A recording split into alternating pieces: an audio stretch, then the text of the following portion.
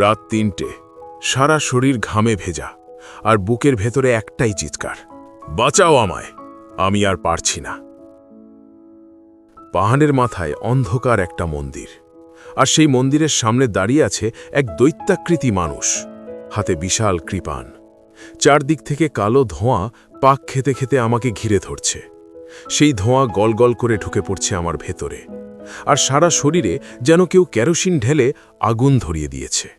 হঠাৎ বিছানায় উঠে বসলাম, সারা শরীর ঘামে ভিজে একাকার, গলা শুকিয়ে কাঠ। স্বপ্ন ছিল, কিন্তু কয়েকদিন ধরে এই একই স্বপ্ন বারবার আসছে, ঘুরে ফিরে, প্রতি রাতে। আর তার উপর কাল থেকে একটা কালো বিড়াল চারপাশে ঘুরঘুর করছেই। সত্যি বলছি, ভয় লাগতে শুরু করেছে এবার। মনে হচ্ছে সাইকো হয়ে যাচ্ছি আস্তে আস্তে। প্রমাণ, আজকে স্কুলে ক্লাস নিতে নিতে ঘুমিয়ে পড়েছিলাম। ভাগ্য ভালো ছেলেগুলো গোলমাল বাঁধিয়েছিল, তাই ঘুমটা ভাঙল, না হলে হেডমাস্টার আজকে নোটিশ ধরাতেন নির্ঘাত। আমি সূর্যশেখর রায়, পেশায় সরকারি স্কুলের মাস্টার, যে স্কুলে ছাত্রের চেয়ে মাস্টারই বেশি। বয়স ৩৮, সরকারি চাকরি আছে, কিন্তু বিয়ে সেটা হয়নি। কারণটা একটু অদ্ভুত। আমার একটা সমস্যা আছে, টাং স্লিপ, মানে মুখ ফসকে কথা বেরিয়ে যাওয়া। ঠিক যখন যেটা বলা উচিত না, ঠিক তখনই সেটা বেরিয়ে আসে। যেমন ধরুন, নাদনঘাটে পাত্রী দেখতে গেলাম একবার, মা তখনও বেঁচে। সারাটা পথ মা আমাকে বুঝিয়ে গেলেন, সূর্য, এমন কিছু বলবি না যেটা মানুষের মনে লাগে। বউ নিয়ে যাবি, সাজানো পুতুল নয় যে সবটা নিখুঁত হতে হবে। আমিও মাথা নাড়লাম, মা ভুল কিছু বলেননি তো। পৌঁছে 4টে পান্তুয়া মশগোল্লা খেয়ে নিলাম। মেয়ে এলো, খারাপ না, বেশ ভালোই। ফর্সা, কালো চুল, ছিপছিপে, কিন্তু ভ্রুর মাঝখানে একটা আঁচিল, সব ঘেটে গোবর। যাক, ওটা বাদ। মনে মনে ভাবলাম লেজার ট্রিটমেন্ট করিয়ে নেব, বেশি খরচ নেই। পাত্রীপক্ষ খুশি, কারণ মায়ের কাছে শুনেছে ভালো বেতন, পণও নেব না। সব ভালোই এগোচ্ছিল। দুপুরে খেতে বসলাম। থালায় 5 রকম ভাজা, মুগ ডাল, আলু পোস্ত, ফুলকপি ডালনা, কাতলা মাছের কালিয়া, চিংড়ির ঝাল, পেঁপের চাটনি, পাঁপড়, রাজভোগ একেবারে। ঠিক তখনই মেয়ের মা বললেন, আমার মেয়ে দারুণ রান্না করে দিদি, তবে মাসে 7 কেজি তেল লাগে। 7 কেজি? আমাদের বাড়িতে এই পুরো থালার পদগুলো সারা সপ্তাহ ধরেও হয় না। ডাল হলে শুধু ডাল, মাছ হলে পেঁপে কাঁচকলা দিয়ে ঝোল, পোস্ত সে তো ভোজবাড়িতে গেলে তবে জোটে। আমাদের মাসে 1 কেজি তেলও লাগে না, আর এই মেয়ে রান্না করে 7 কেজিতে। মা আমার মুখের দিকে একবার তাকালেন, বুঝে গেলেন। মুখে ছানার বড়া তুলেছিলেন, আর নামালেন না। এক গ্রাস খাবারও খেলেন না এরপর। সেদিন বাড়ি ফিরে ফোন করে বললাম, না, বিয়েটা হচ্ছে না। আসলে ছোটবেলায় বাবা মারা গেছেন অনেক আগে, অনেক অভাব দেখেছি, আর সেই অভাব থেকে ভেতরে ভেতরে একটা কিপটেমি ঢুকে গেছে আমার, যেটা থেকে বেরোতে পারছি না কিছুতেই। এইভাবে নানা কারণে বিয়ে হতে হতেও হয়নি আমার। আর নাদনঘাটে সেই সম্বন্ধের অল্প পরেই মা চলে গেলেন, হঠাৎ স্ট্রোক। মা চলে যাবার পর একা হয়ে গেলাম পুরোপুরি। আর একা হতে না হতেই কিপটেমি আরও বাড়ল, বয়সও বাড়ল। বিয়ের জন্য আর চেষ্টা করিনি, আর আমার স্বভাব জেনে অন্য কেউ আর রিস্ক নেয়নি। এইভাবেই চলছিল, স্কুল থেকে বাড়ি, বাড়ি থেকে স্কুল। একদিন পেঁপে আর আলু দিয়ে কুকারে ঝোল চাপিয়ে রেখে দিই, 2 দিন ধরে খাই। ভালো খাওয়া নেই, তাই শরীরটাও রোগাপটকা হয়ে গেছে, চোখ মুখ বসে গেছে। কিন্তু কে রান্না করে খাওয়াবে আমাকে? কালে বদ্রে নিমন্ত্রণ পেলে একটু ভালো মন্দ জোটে, কিন্তু সেটাও এখন কমে গেছে, কারণ আমি কাউকে ভালো উপহার কিনে দিতে পারি না। তাই অনেকেই এখন অতিথির লিস্ট থেকে বাদ দিয়ে দিচ্ছে আমাকে। এ পর্যন্ত ঠিকই ছিল, কিন্তু এই শান্তির জীবনে হঠাৎ এই দুঃস্বপ্নের জ্বালাতন কেন? একদিন এক সহকর্মীকে বললাম ব্যাপারটা। সে বলল, ভাইয়া, আর কতদিন এই একা একা কিপটেমি করে কাটাবেন? সারাদিন স্কুল, তারপর বাড়িতে গিয়ে একা, কারোর সাথে মেলামেশা নেই।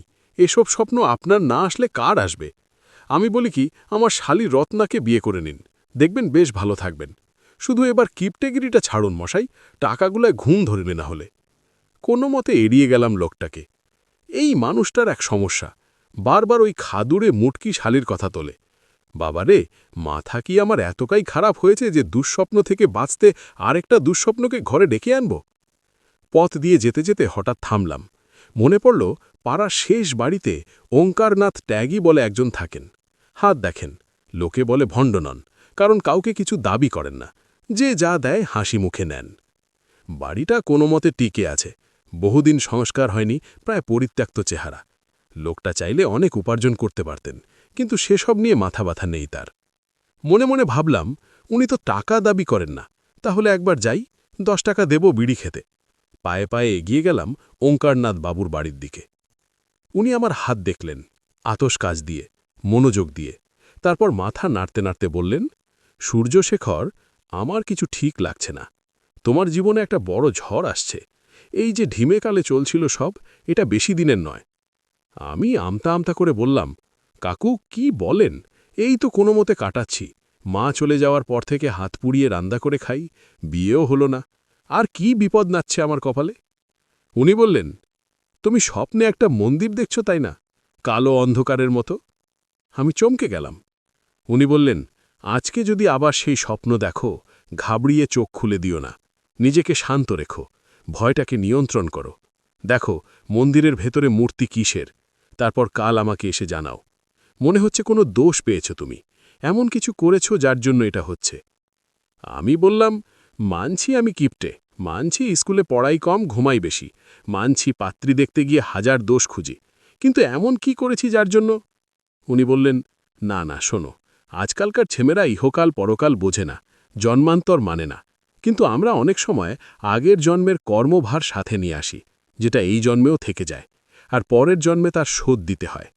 তারপর উনি গীতার একটা শ্লোক বললেন, যেখানে শ্রীকৃষ্ণ অর্জুনকে বলছেন, তোমারও আমার বহুবার জন্ম হয়েছে, সে কথা তোমার মনে নেই, আমার আছে। আমি বললাম, ওরে বাবা, এত কিছু আমি বুঝি না ওঙ্কারবাবু, আপনি যা বলছেন সব কানের পাশ দিয়ে চলে যাচ্ছে।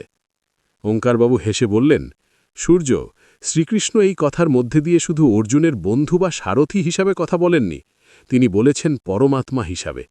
আর অর্জুনেরও যে বহুবার জন্ম হয়েছে, এর মানে হল তার মধ্যেও এমন কিছু আছে যেটা জন্মে মরেও নষ্ট হয় না, সেটাই হলো আত্মা। দেহ আর আত্মা এই দুটো একে অপরের ছাড়া অসম্পূর্ণ। আত্মা ছাড়া দেহ জড়, দেহ ছাড়া আত্মা নিষ্ক্রিয়।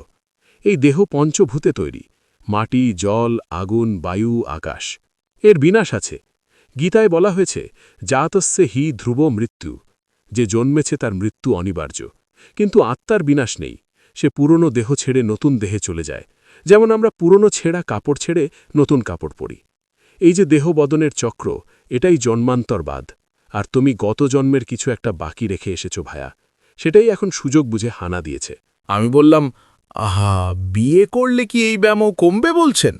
উনি বললেন, কমতে পারে, তবে মনে হচ্ছে এর মধ্যে জন্মান্তরের রহস্য লুকিয়ে আছে।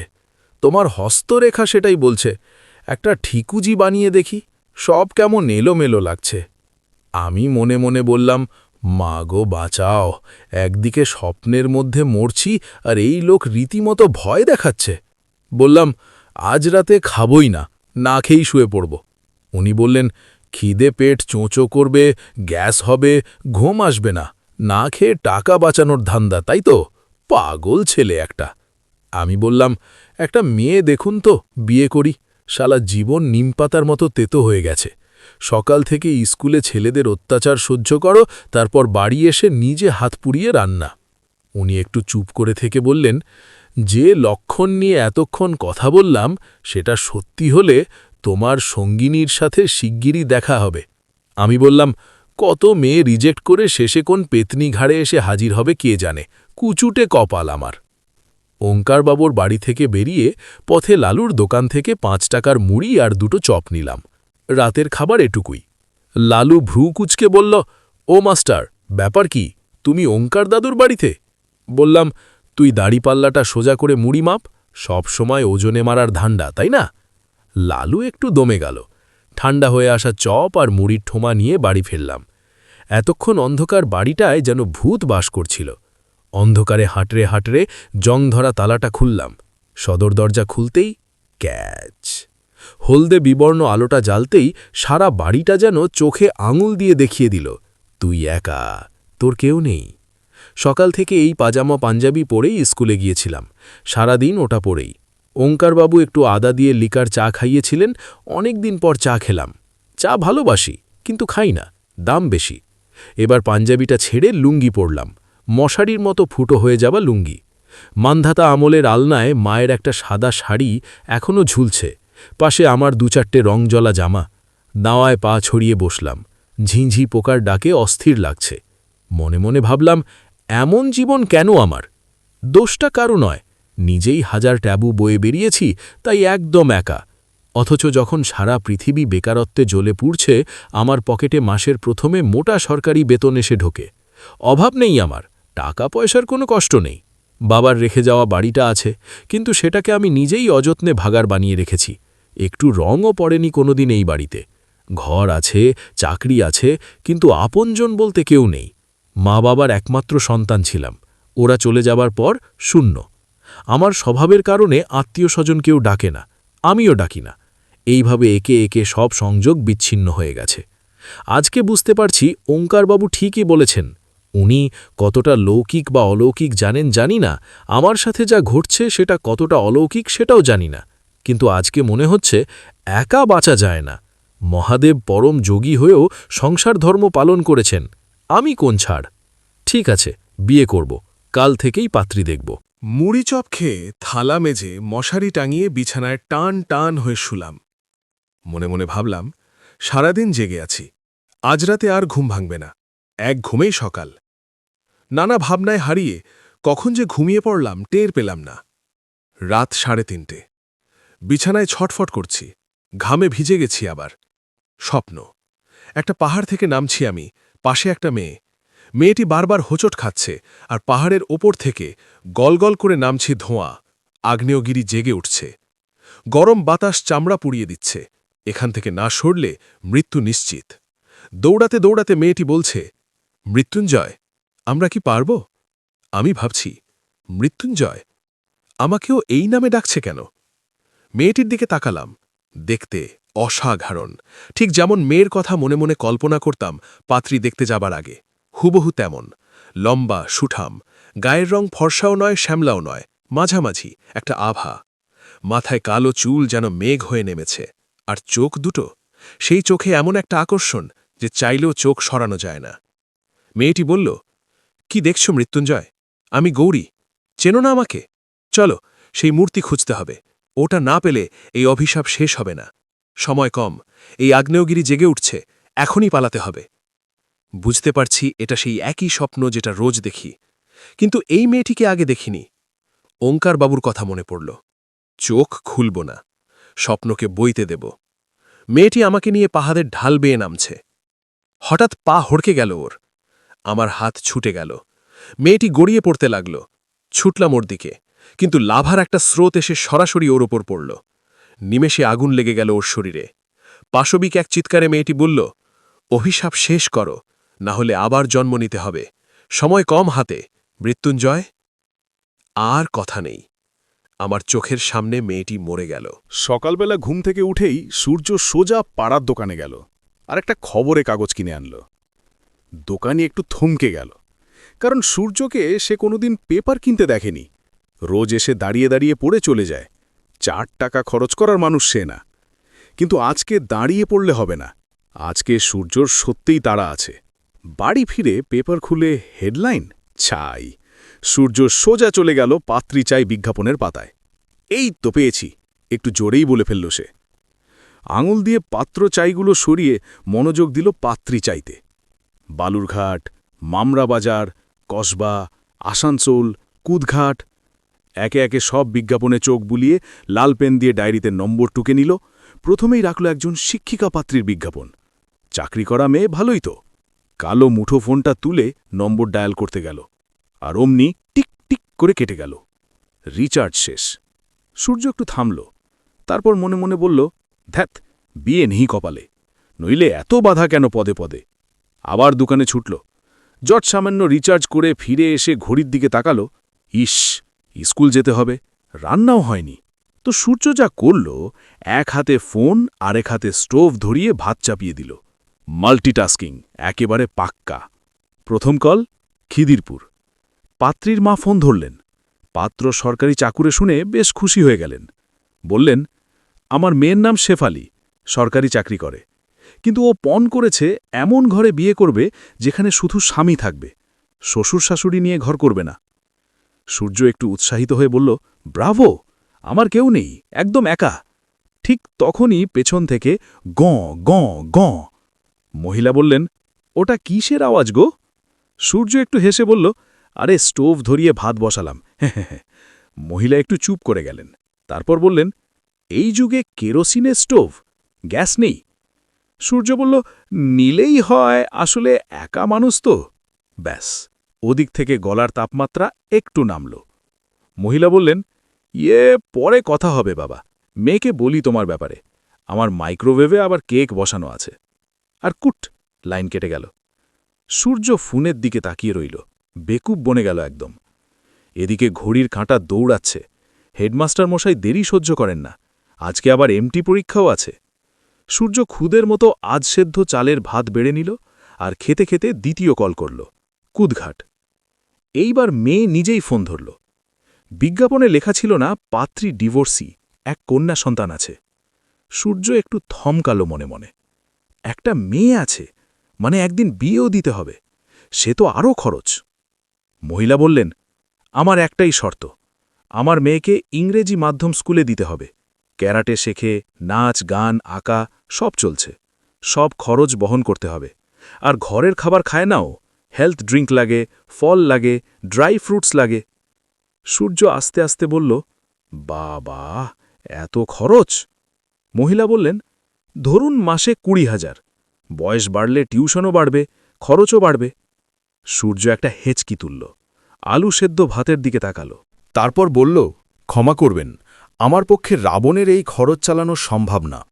মহিলা এবার রীতিমতো খ্যাচখ্যাচ করে বললেন, তাহলে সকাল সকাল ঢংকত্ব ফোন করেন কেন? সূর্য একটু ঢোক গিলে বলল, আমার ভুল হয়ে গেছে, নাক্ষত দিচ্ছি, রাখি তবে। মহিলা শেষে একটাই কথা বললেন, রাবিশ। সূর্য সেই পিণ্ডির মতো আধসেদ্ধ ভাত খেয়ে স্কুলের দিকে দৌড় দিল। মনে মনে ভাবল, না, দিনটা খারাপ, একটা ভালো মেয়েও জুটছে না, বিকেলে ধীরে সুস্থে আবার ট্রাই করা যাবে। স্কুলে গিয়ে সূর্য পরীক্ষার কাজে ব্যস্ত হয়ে পড়ল। খাতা দেওয়া, প্রশ্নপত্র বিলি সব সামলাতে সামলাতে একসময় চুপচাপ বসে রইল। আর মাথায় ঘুরতে লাগল সেই স্বপ্নের কথা। ওই মেয়েটা কে, যাকে স্বপ্নে মরতে দেখেছিল? তবে কি তার নাম মৃত্যুঞ্জয় ছিল? আর নিজেও তো মরেছিল সেই স্বপ্নে। ভাবনার মাঝে সহকর্মী এসে বললেন, সূর্যবাবু, হেডমাস্টার মশাই ডাকছেন। সূর্য মনে মনে হিসেব কষল, আজকে তো সময় মতোই এসেছে, এই সময় মতো আসার চক্করে নুন ছাড়া ভাত খেতে হয়েছে। নুন শেষ, কিনতে গেলে দেরি হতো। তাহলে টাক মাথা বুড়ো হেডমাস্টার কেন ডাকছেন? টিউশনির কথা জানলেন না তো? আইনে বারণ, কিন্তু অনেকেই করে। তবুও মনে সন্দেহ। ভয়ে ভয়ে গিয়ে দরজায় গলা খাঁকড়ি দিয়ে বলল, আসব স্যার। দুর্জয়বাবু বললেন, সূর্য যে, এসো এসো, ভেতরে এসো। ভেতরে ঢুকতেই সামনের চেয়ারে বসতে বললেন। তারপর কিছুক্ষণ চুপ করে এক দৃষ্টিতে তাকিয়ে রইলেন। সূর্য ভাবল আজ খবর আছে, নোংরা জামা, ক্লাসে ঢুলুনি সব ধরা পড়েছে, আজ সাসপেন্ড করবেন। দুর্জয়বাবু ধীরে বললেন, সূর্য, মা গত হলেন তো 1 বছর ঘুরে গেছে, তাই না? হ্যাঁ স্যার, 1.5 বছর হল। দুর্জয়বাবু বললেন, একা থাকো, কষ্ট হয় না, হাত পুড়িয়ে রান্না করতে হয়? হলেও উপায় কি বলুন? দুর্জয়বাবু একটু সোজা হয়ে বসে বললেন, বলো, কিপটামি করে বিয়ে করছো না কেন? একটা শিক্ষিত মাস্টার এভাবে অসভ্য জীবনযাপন করছে, এ তো জাতির লজ্জা। জানো, আমার ছেলের হাতে চাকরি নেই, কিন্তু মাসে 10,000 হাত খরচ করে। এই মাথার চুলগুলো কি এমনি গেল? চিন্তায় গেল। তবে এখন ভাবি, তোমার মতো যক্ষের চেয়ে আমার উড়নচণ্ডী ছেলে ঢের ভাল। সূর্য সরাসরি জিজ্ঞেস করল, তো এটাই কি আমায় ডাকার কারণ? দুর্জয়বাবু বললেন, শোককচ করব না, সবসময় চাকরি যাবার ভয় পাও কেন হে? আমি ডেকেছি অন্য কারণে। এবার আসল কথা এলেন দুর্জয়বাবু। বললেন, আমার ভাইরা ভাই হর্ষবর্ধনের একমাত্র মেয়ে উল্কা বিদেশে পড়তে গিয়েছিল। পরশু বিয়ে ঠিক ছিল, প্যান্ডেল হয়ে গেছে, ময়রা এসে গেছে, গিন্নি পকেট কেটে সোনার দুল পর্যন্ত গড়িয়েছে মেয়েকে দেবে বলে। আর এই শেষ মুহূর্তে প্রি ওয়েডিং ফটোগ্রাফিতে গিয়ে পাত্রের সাথে ঝগড়া করে তার নাক ফাটিয়ে দিয়ে এসেছে। পাত্রের বাবা বিয়ে বন্ধ করে দিয়েছেন। একটু থেমে দুর্জয়বাবু এরপর বললেন, পাত্রকে নাকি বলেছিল প্যান্ট খুলে দেখাতে হবে। এই কথাটা শুনে সূর্য উঠে দাঁড়িয়ে গেল। দুর্জয়বাবু বললেন, আরে বসো বসো, তোমাকে কিছু করবে না, বসো। তারপর সরাসরি জিজ্ঞেস করলেন, বলো, মেয়েটাকে বিয়ে করবে? তোমার ওই কানা বাড়িতে এসে বাস্তবের মাটিতে পড়লে মেয়েটা সিধা হয়ে যাবে, আর ওর বাবা মেয়েকে প্রচুর দিচ্ছেন। মাথাটা একটু ঘুরে গেল, কিন্তু মনে মনে ভাবলাম আমিও তো মেয়ে খুঁজছি, দেখি না কি বলে। একটু শ্লেষ নিয়েই বললাম, স্যার আমি বেতন পাই তাতে আমার পেট চলে যায়, বাড়িটা কানা হলেও পৈতৃক ভিটে, এমনিতেই হাত পুড়িয়ে রান্না করে খাই, কিপটামি রোগ তো আছেই। এই অবস্থায় এক মানুষের জায়গায় 2 মানুষের রান্না করব আর রক্ত জল করে কমানো টাকা তার লালি লিপস্টিকের পেছনে ঢালব? আরে মশাই, আমায় হার্ট অ্যাটাক দেবেন নাকি? দুর্জয়বাবু আমার হাতটা খপ করে ধরে বললেন, না না করো না ভাই, রাজি হয়ে যাও, বুনো ওল আর বাঘা তেঁতুল মিললে দেখবে সংসার বেশ জমবে। মাথায় এলো সেই স্বপ্নের কথা, সেই মেয়েটার কথা যাকে আমার খোঁজা উচিত ছিল। কিন্তু এই বড় দুনিয়ায় কিভাবে খুঁজব তাকে? তার চেয়ে ভালো স্বপ্নগুলো মেরে একটা বিয়ে করে ফেলি, যা আছে কপালে দেখা যাবে। ভাবনা থেকে বেরিয়ে দেখি দুর্জয়বাবু এক দৃষ্টিতে তাকিয়ে আছেন। বললাম, কবে বিয়ে? দুর্জয়বাবু টাকে হাত বুলিয়ে বললেন, কাল বাদে পরশু, মানে রবিবার। চোখ বন্ধ করে স্বপ্নের সেই আগ্নেয়গিরির লাভায় পুড়ে যাওয়া মেয়েটিকে একবার মনে করে নিলাম। তারপর বললাম, ঠিক আছে যাব, তবে বলে দিচ্ছি হাতে একদম টাকা নেই, কোনো খরচ করতে পারব না। দুর্জয়বাবু বললেন, ট্যাক্সি নিয়ে আমি নিজে নিয়ে যাব তোমায়, শুধু সিঁদুরদানের শাড়ি আর কামারশাল থেকে হাতের নোয়া নিয়ে যেও, একটা ধুতি পাঞ্জাবি নিশ্চয়ই কিনতে পারবে। যাও এখন ক্লাস করো, আমি ভাইরাকে ডাকি, জামাইকে একবার দেখুক। আচ্ছা, মেয়ের ছবি দেখবে একটু? মনে মনে হাসলাম। এতদিন খুদ ধরতে ধরতে বিয়ে হলো না, মা বউ দেখে লেলেন না, এখন যা হোক, পাত্রী দেখে আর কি না দেখে কি। বললাম, থাক, ছাদনাতলায় দেখা হবে। উল্কা নামের ওই তীব্রগতির প্রাণীটা আমার ভবিষ্যৎ অনিশ্চিত করবে না আমাকে পিটুলি গোলা করে ছাড়বে, সেটা তখনও জানতাম না। তবে একটা জিনিস বুঝে গিয়েছিলাম, হেডমাস্টারের কুটুম হয়ে গেলে এই লোকটার ইশারায় আর চলতে হবে না, সেটুকুই লাভ। যাই হোক, দুর্জয়বাবুর হাত থেকে পরিত্রাণ পেয়ে ক্লাসে ফিরে গেলাম। মনটা একটু এলোমেলো, কয়েকদিন ধরে কী সব ঘটে যাচ্ছে। ইতিমধ্যে টিফিনের ঘণ্টা পড়ে গেল, ছেলেরা পরীক্ষা দিয়ে বেরিয়ে গেল বাইরে। ফেরিওয়ালা এসে হাজির, গোলাপি রঙের দিল্লির লাড্ডু, ঝালমুড়ি, আলু কাটা, বাদাম।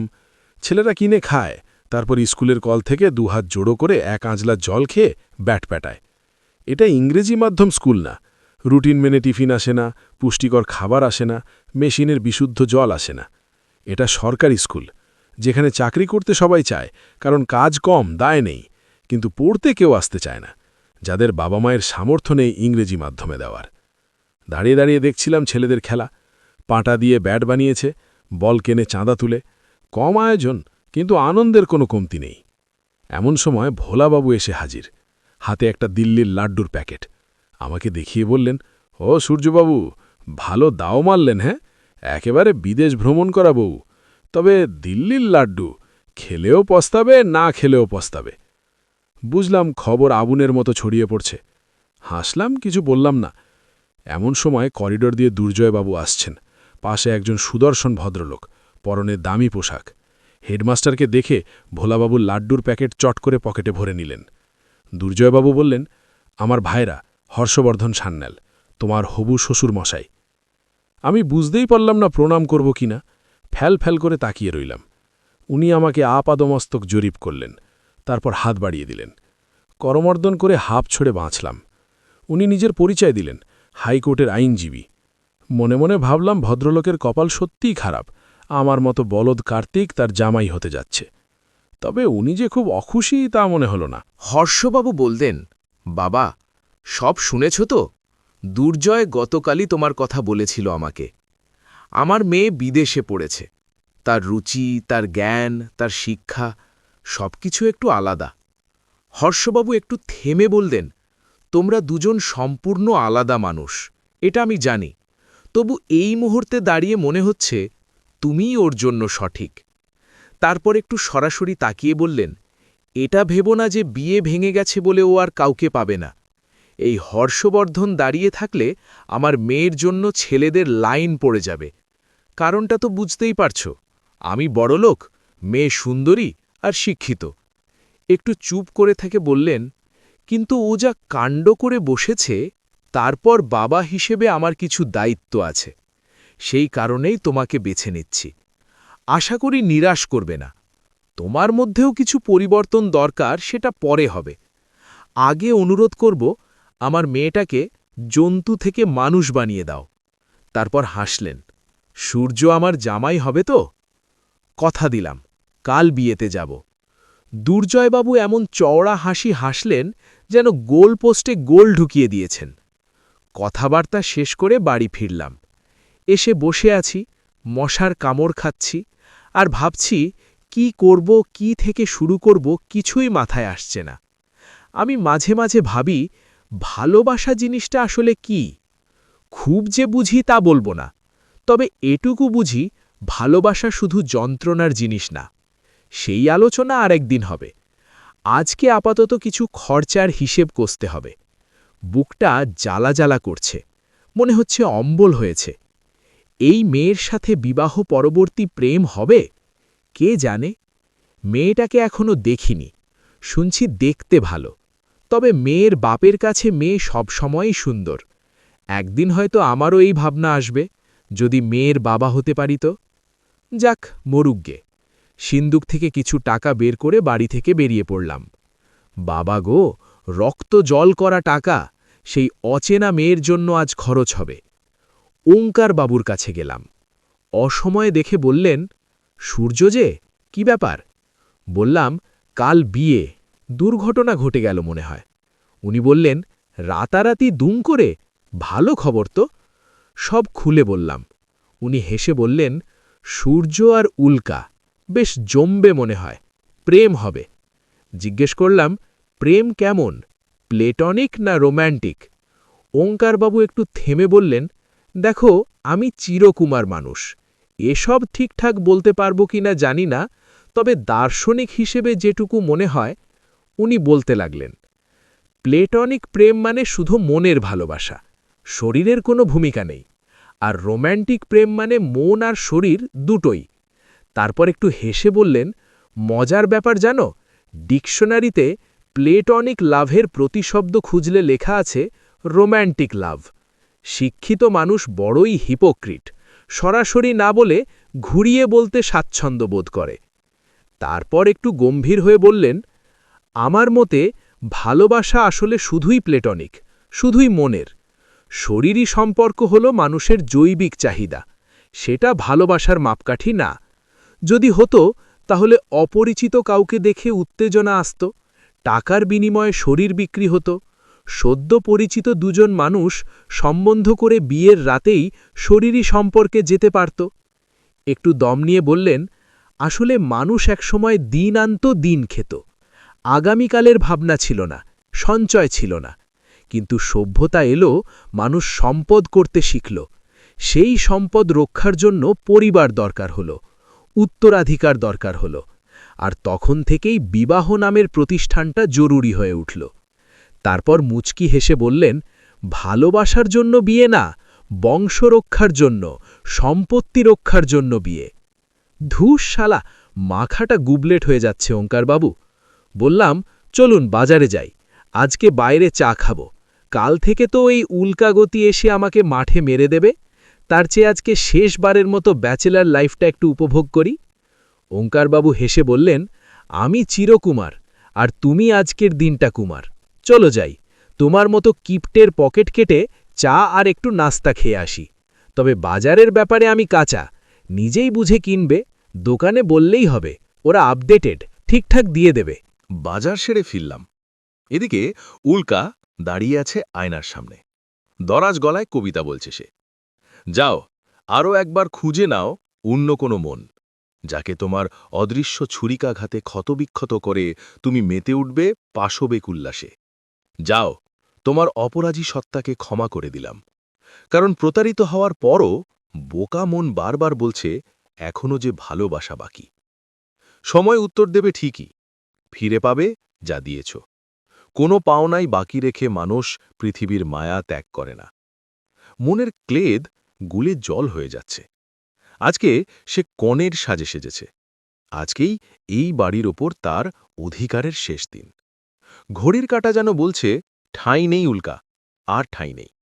লাল বেনারসি নেয়নি সে, সবাই যা করে তার বাইরে সে সবসময়। তাই সাদা বেনারসি, গোলাপি পাড়, হালকা গয়না, ঘরোয়া সাজ। উল্কাকে দেখে কনে মনে হচ্ছে না, বরং মেজমাসির মেয়ে রুমকি পার্লার থেকে এইচডি মেকআপ করে এসেছে, ওকেই মনে হচ্ছে কনে।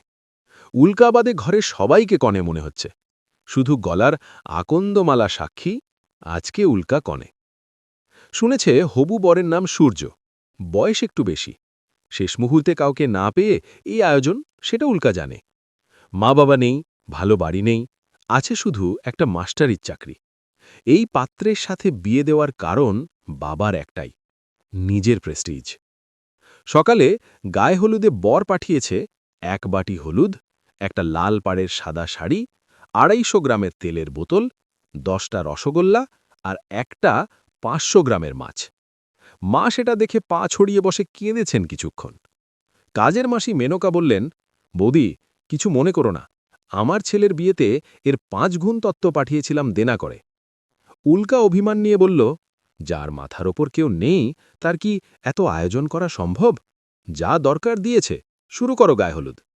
কিন্তু ভেতরে ভেতরে উল্কা ঠিক করে রেখেছে এই বাড়ি থেকে বেরিয়ে ওই অচেনা লোকের বাড়িতে পা দিয়েই নিজেকে সুইচ অফ করে দেবে। আত্মহত্যা মহাপাপ, কিন্তু উল্কার মনে হচ্ছে তাকে সেটাই করতে হবে।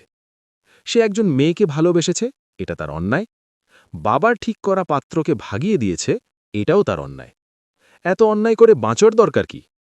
এলিনা আর উল্কা একে অপরকে ভালোবাসে, সেটা জানতে পেরেই বাবা 7 তাড়াতাড়ি দেশে ফিরিয়ে এনেছে, হাত পা বেঁধে বিয়ে দিচ্ছে। হোক বিয়ে, তারপর বাবা আর ওই ভাম বর বুঝবে উল্কা কিভাবে জব্দ করতে জানে। এদিকে সূর্য আর ওঙ্কারবাবু লাইনের অটো পাচ্ছেন না। সন্ধে হয়ে গেছে, বিয়ের লগ্ন পেরিয়ে যাবে। সূর্য রীতিমতো শুকিয়ে যাচ্ছে। ওঙ্কারবাবু বললেন, বলির পাঠার মতো কাঁপতে হবে না, বিয়ে করতে যাচ্ছ, তোমাকে হত্যা করা হচ্ছে না। তারপর একটু থেমে বললেন, তবে যে গায়ে হলুদ পাঠিয়েছ বাছাধন, মনে হয় ওখানেই পিটুনি খাবে। 1 বাটি হলুদ, তাও প্লাস্টিকের বাটি, একটা আলতাপাড়ের শাড়ি, 500 গ্রামের মাছ। ভাগ্য সুপ্রসন্ন যে আমার বিয়ে হয়নি। সূর্য বলল, ওসব বাদ দিন, বাহুল্য করে কি হবে, একটা অটো পেতে হবে আগে। ওঙ্কারবাবু হাত নেড়ে বললেন, ওদের ইচ্ছে মতো ভাড়া না দিলে যাবে না। এবার বলো, বিয়ে করতে যাবে না বাড়ি ফিরে যাবে? আমি মুড়ি খেয়ে মশারি টাঙিয়ে শুয়ে পড়ব, এই বয়সে এত হ্যাপা পোষায় না। শেষমেশ একটা অটো দাঁড় করালেন ওঙ্কারবাবু। চালক অনেকটা ভাড়া চাইল, কিন্তু বিয়ের কনেকে আর অপেক্ষা করানো ঠিক না। অটোতে উঠতে উঠতে সূর্য জিজ্ঞেস করল, কত চাইল? ওঙ্কারবাবু চোখ টিপে বললেন, অর্ধেক ভাড়া চাইছে, আমি দিয়ে দিলাম, পরে তুমি দিও। উল্কার বাড়ি পৌঁছতেই হেডমাস্টারবাবু উল্কার মাকে নিয়ে বরণ করতে এলেন। কনের বাড়ির সবাই দেখল বর নামছে লাইনের অটো থেকে। দুর্জয়বাবু বারবার বলতে লাগলেন, সূর্য আমাদের সেরা ছেলে, ওই গাড়িতে এসেছে, কি করা যায়, ওর তো কেউ নেই এত আয়োজন করার। সূর্য একটু কাঁচুমাচু হয়ে ওঙ্কারমামুর দিকে তাকাল। বরণ করে বড় আসনে বসানো হল। উল্কার বাবা পুরোহিত নিয়ে এলেন। শ্বশুর জামাইকে সোনার চেন আর আংটি দিয়ে আশীর্বাদ করলেন। পুরোহিত ওঙ্কারবাবুকে জিজ্ঞেস করলেন, আপনারা নিজেদের পুরোহিত আনেননি? ওঙ্কারবাবুর মাথায় ছিল না ব্যাপারটা। একটু ভেবে দুম করে বললেন, আমি ওর পক্ষের পুরোহিত। সূর্যকে আশীর্বাদ করে হর্ষবর্ধনবাবু বললেন, একটু পরেই বিবাহ মণ্ডপে নিয়ে যাওয়া হবে তোমাকে, বসো এখানে, আমি একটু ওদিকটা দেখে আসি। এদিকে ওঙ্কারবাবু চারদিকে জুলজুল চোখে তাকাচ্ছেন, হাতে একটা প্লেট আর তাতে রকমারি সব টিফিনের খাবার। সূর্য বলল, ওগুলো খাবেন না, বিষ, সব বিষ, বুঝলেন? ওই কলাকাতটা আমাকে দিন, একটু মুখে দিই। ওঙ্কারবাবু বিড়বিড় করতে করতে বললেন, দুপুরবেলা পেঁপে কাঁচকলা সেদ্ধ দিয়ে ভাত খেয়ে এসছ, কাঁচকলা কখন খায় মানুষ?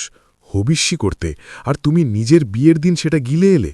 বিয়ের সময় উপোস করতে হয় এটা জেনেও এই পাপ করলে, আর এখন আমার কলা কাঁধে ভাগ বসাতে চাইছ? ভাগো এখান থেকে, একটা জিনিসও দেব না। চুপচাপ বসে থাকো, না হলে কাল পাড়ার লোকজন যখন দেখবে বউ নিয়ে ফিরছ, আমি বলে দেব পরশু সবাইকে নেমন্তন্ন, দাও ভোজ। সূর্য প্রায় কাঁদো কাঁদো হয়ে বলল, আহা, রাগ করে এমন কিছু করবেন না প্লিজ, দিনার দায়ে একদম ডুবে যাব, অত লোককে চুরবুচস্যি খাওয়ানোর ক্ষমতা নেই আমার। একটু থেমে বলল, আমি বলছিলাম কি, আগে বরযাত্রী আসলে টিফিনে কি দিত জানেন? সিঙাড়া, বিট গাজর দিয়ে ভেজিটেবল চপ, সাথে মতিচুর লাড্ডু, গজা, লেডিকেনি, সেউ ভাজা। আর এখন দেখুন, লম্বা লম্বা ভাজা, দামি দামি মিষ্টি, জুস। ওঙ্কারবাবু একটা বড় কামড় দিয়ে চোখ বড় করে বললেন, মাছের কাটলেট গো, দারুণ মজা। লোকটা মেয়ের বিয়েতে ভালোই খরচ করেছে। কত স্টল দিয়েছে দেখো, বেনারসি পান থেকে ফুচকা, স্যালাড থেকে রাবড়ি জিলাপি, মোটামুটি 15 ধরনের স্টল। আবার পাত পেড়েও খাওয়ার আয়োজন আছে। সূর্য মুখ বাঁকিয়ে বলল, একসাথে এত কিছু মানুষ কেমনে খায়? সব নষ্ট হয়। আমি ওই জন্যে ভোজ করতে পছন্দ করি না। ঠিক তখনই হেডমাস্টার দুর্জয়বাবু হাজির। এবার পাত্রকে বিবাহ মণ্ডপে নিয়ে যাওয়া হবে। সূর্য সরাসরি তাকিয়ে বলল, হ্যাঁ দুর্জয়বাবু, আপনি এত মিথ্যা কথা বললেন কেন বলুন তো? দুর্জয়বাবু একটু থতমত খেয়ে গেলেন। কেন? আমি আবার কি করলাম? সূর্য একটু রেগে বলল, আপনি বলেছিলেন ট্যাক্সি করে বর আনতে যাবেন, তাহলে আমাকে কেন অটো ভাড়া করে আসতে হলো? জানেন কত ভাড়া চাইছিল? হেডমাস্টার জোরে সূর্যর কানের কাছে মুখ নামিয়ে ফিসফিস করলেন, গায়ের হলুদ তুমি যা পাঠিয়েছ সেটার পরে এখানে এসে চাঁদা তুলে মার খাওনি, এটাই তোমার কপাল ভালো। আর ট্যাক্সির কথা মুখেও এনো না। আমি লজ্জায় ভাইরা ভাইকে বলতেই পারিনি যে ট্যাক্সি করে বর আনতে যেতে হবে।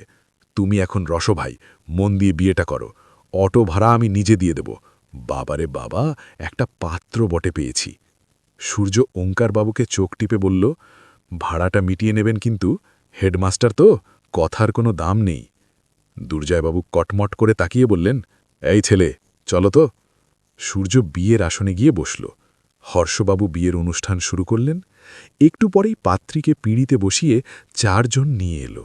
পান পাতা সরল। সামনে একটা বড় চেনা চেনা মুখ। সূর্য স্ত্রী হতে চলেছে যে মেয়ে, তার নাম উল্কা। কিন্তু একে দেখে ওর সেই স্বপ্নে দেখা গৌরীর কথা মনে পড়ে যাচ্ছে। মেয়েটি দেখতে সুন্দরী, কিন্তু সূর্যর চোখ যেন কিছুতেই তৃপ্ত হয় না।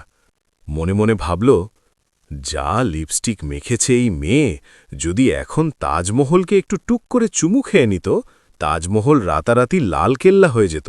বাবা রে, কত সেজেছে! মেকআপ সব উঠে যাওয়ার পরে আবার সীতা থেকে শূর্পনখা হয়ে যাবে না তো, এটাই চিন্তা হচ্ছে। এদিকে উল্কাও বরকে দেখল। বেশ রোগাটে চেহারা, মানে না খেলে যেমন হয় আর কি। চোখগুলো একটু ভেতরে বসা, দাড়ি গোফ কাটা, চুরও ছাটা, কিন্তু কোনোটাতেই কেতা নেই, কেমন যেন একটু ক্যাবলা ক্যাবলা। উল্কা মনে মনে ভাবল, এমন গঙ্গারাম পাত্র শেষমেশ মেষমশাই জুটিয়ে আনল। পুরোহিত বললেন, নাও, শুভদৃষ্টি সম্পন্ন হল।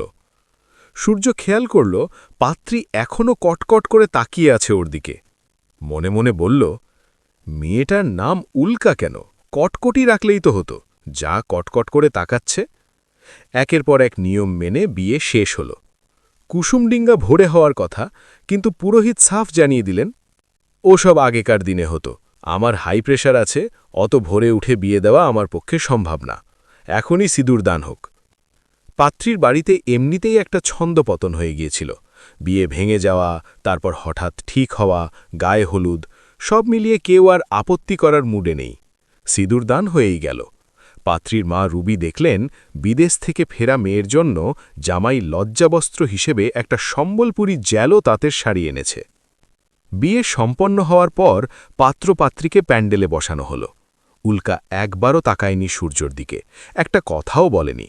শুধু দেখল খেতে বসার সময় লোকটা পকেট থেকে কয়েকটা হোমিওপ্যাথি ওষুধ বের করে টপ করে গিলে নিল। তারপর শুরু করল হামহাম করে খাওয়া, যেন কতদিন খায়নি। উল্কার একটুও খেতে ইচ্ছে করছে না। এই অসভ্য লোকটার পাশে বসে কিচ্ছু গলায় নামবে না। কোনো টেবিল ম্যানার নেই। কচকচ করে মাংস চিবাচ্ছে আর শুটশুট করে হাড়ের মজ্জা টেনে খাচ্ছে। ভীষণ বিরক্ত লাগছে। ওঙ্কারবাবুর আগেই খাওয়া শেষ। পাত্রের একমাত্র অভিভাবক হিসেবে এসেছিলেন দেখতে, এসে এই দৃশ্য দেখে তিনিও থ। সূর্যকে বললেন, বাবা, তুমি এখন আর একা না, পাশে স্ত্রী বসে আছে, এক দানাও খায়নি, সেটা একটু দেখবে না? মুখে খাবার মাখামাখি অবস্থায় সূর্য তাকালো উল্কার দিকে, তারপর একটু ক্যাবলার মতো হেসে বলল, খেলে তো লিপস্টিক উঠে যাবে, আর তখন তাজমহলকে লালকেল্লা করা যাবে না। উল্কা ভ্রু কুচকে বলল, কি রাবিশ কথা বলছেন? সূর্য, না না, কিছু না, আপনি প্লিজ খান, আমি অনেকদিন পরে খাসির মাংস পেয়েছি, তর সইছে না। উল্কা 1 সেকেন্ড বসল না, প্যান্ডেল থেকে উঠে সোজা ঘরে ঢুকে দরজা বন্ধ করে দিল। মনে মনে ভাবল, এতটা নিম্নমানের একটা লোকের সাথে মেশো বিয়ে দিয়ে দিল, এ তো একটা বদ্ধ পাগল। তবে ও তখনও জানে না কি ফাঁদে পড়তে চলেছে সে। উল্কা ঠিক করে নিল এই বাড়ি থেকে বেরিয়ে ওই শ্বশুর বাড়িতে যাবে, তারপর দেখাবে মজা। এই বাড়িতে সুইসাইড করবে না, মা বাবা ওকে সহ্য করতে পারে না, একটা যা তা লোকের হাতে তুলে দিল। ঠিক আছে, নতুন শ্বশুরবাড়িতে গিয়েই মরবে, তখন বাবা মা শোক করবে নাকি আনন্দ করবে সেটাও জানে না। তবে এই বাঁদর, যার গলায় মুক্তার মালা পরার এত শখ, সে হারে হারে টের পাবে এই উল্কা কোন চিজ। সমস্ত বিয়ের পোশাক ছুঁড়ে ফেলে একটা হট প্যান্ট আর টি শার্ট গায়ে চাপিয়ে নিল উল্কা। সবে একটা বিড়ি ধরিয়ে প্রথম টান দিয়েছে। ঠক ঠক, দরজায় টোকা। উল্কা, কে? সূর্য। আমিটা কে? সূর্য। শ্রীযুক্ত সূর্য, এখানে কি দরকার? আপনার মা এখানে পাঠালেন। উল্কা ভেতর থেকেই বলল, মা একটা আস্ত শয়তান, আর আপনি একটা ঢ্যামনা। কিছু বললেন? উল্কা দরজাটা টেনে খুলে সোজাসুজি মুখের উপর বিড়ির ধোঁয়া ছেড়ে দিল। সূর্য হঠাৎ ধোঁয়ায় পড়ে একদম আগুন লেগেছে নাকি? এরে বাবা! উল্কা এক টানে ওঠে ঘরে ঢুকিয়ে নিল। সূর্য সেই হ্যাচকা টানে সোজা গিয়ে পড়ল বিছানায়। দুম করে দরজা বন্ধ। সূর্য নিজেকে সামনে তাকালো। যা দেখল তাতে মনে হলো সাক্ষাৎ মা কালী দাঁড়িয়ে আছেন। খোলা চুল, এক মাথা সিঁদুর, চোখে ঘেটে যাওয়া কাজল, আর বিয়ের পোশাকের বদলে হট প্যান্ট আর টি শার্ট। সূর্য বিড়বিড় করল, ও মাগো, কি বিভীষিকা! উল্কা বিড়িতে একটা লম্বা টান দিয়ে এগিয়ে এলো। আবার সূর্যর মুখে গলগল করে ধোঁয়া ছেড়ে বলল, ইউ ফাকিং বাস্টার্ড! সূর্য থতমত খেয়ে বলল, আপনি কি আমার সেই ৭ পাকে বাঁধা বউ নাকি? সূর্য একটু থতমত খেয়ে বলল, মানে ঠিক বুঝতে পারছি না, তবে আপনাকে দেখতে বেশ ভয়ঙ্কর। উল্কার রাগ আরও চড়ে গেল। লোকটা বলে কি? এই পোশাকে অন্য কোনো পুরুষ হলে এতক্ষণে ঝাঁপিয়ে পড়ত, আর এই কিনা বলছে ভয়ঙ্কর। উল্কা সরাসরি জিজ্ঞেস করল, আপনি কি নপুংসক? সূর্য, নপুংসকতার সংজ্ঞাটা কি? উল্কা, এই যে আমাকে দেখে আপনার ভয় লাগছে, সেটাই আমাকে ভাবতে বাধ্য করছে। সূর্য একটু সিরিয়াস হয়ে বলল, দেখুন, আমার মা বছরে 2টো ছাপা শাড়ি কিনতেন, সারা বছর সেগুলোই পরতেন। ছিঁড়ে গেলে সেই কাপড় দিয়ে কাঁথা বানাতেন, পাপোশ বানাতেন। আমাদের স্কুলের দিদিমণিরা শাড়ি পরেন, কেউ সালোয়ার কামিজ, কিন্তু এমন পোশাক যেটা শরীর এতটা দেখায় তেমন কাউকে আমি দেখিনি। আমি ছাপোষা মানুষ, টিভি বা ফোনে তেমন নজর নেই, এলাকার মানুষও এতটা আপডেটেড না। তো হঠাৎ করে নবপরিণীতা স্ত্রীকে এই অবস্থায় দেখে একটু ভয় পেয়ে গিয়েছিলাম। উল্কা ভেতরে লেতরে জ্বলছে, মুখে বলল, শালা বুড়ো লঙ্কার ঝাঁজ কম না। বিড়ি খাবেন? সূর্য, বিড়ি? না না, খাই না। আপনি খান? উল্কা, পাতাও খাই, ডেনড্রাইট নেশাও করি। সূর্য ভুরু কুচকে বলল, যা, ডেনড্রাইট তো আঠা, ওটা তো কিছু আটকাতে লাগে। উল্কা হাত নেড়ে বলল, আজব পাগল লোক। যান, ওদিকে শুয়ে পড়ুন। আপনার ওই ঘাটের মরা বন্ধু কোথায়? সূর্য একটু গম্ভীর হয়ে বলল, দেখুন, গালাগালি দিলে আধুনিক হওয়া যায় না, ওটা ভ্রান্ত ধারণা। আর কার কথা বলছেন?